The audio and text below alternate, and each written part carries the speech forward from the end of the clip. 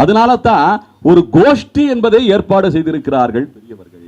ஏன்னா ஒரு ஆள் மட்டும் வேதபாராயணம் பண்ணிட்டு மைக்க பிடிச்சிட்டு இப்ப அடியர் பேசுற மாதிரி தனியா ஒரு வேதபாராயணம் பண்ணிட்டு போயிட்டே இருக்கலாம்ல. ஒருத்தர் போதுமே, ஒரு ஆள் போதும்ல ஓதுறதுக்கு, இத்தனை பேரு அப்படின்னு சொல்லும்போது இந்த கோஷ்டியாக அனைவரும் சேர்ந்திருந்தால்தான் ஒருத்தர் வேற உத்தியோகத்துக்கு போனா இன்னொரு ஆள் வருவாரு.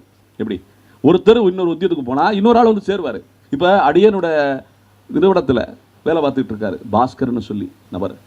அவர் வந்து இந்த பள்ளியில 20 வருஷம் முன்னாடி வேதபாராயணம் கத்துக்கிட்டவர் குருஜி கிட்ட. என்ன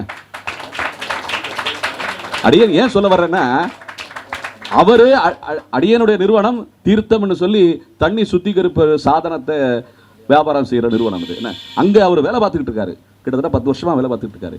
இருந்தாலுமே இந்த வேத பாடசாலையிலே சிரத்தையாளராக விளங்கி கொண்டிருக்கிறார். அவ்வப்போது வந்து அங்கே இருக்கிற மாணாக்கர்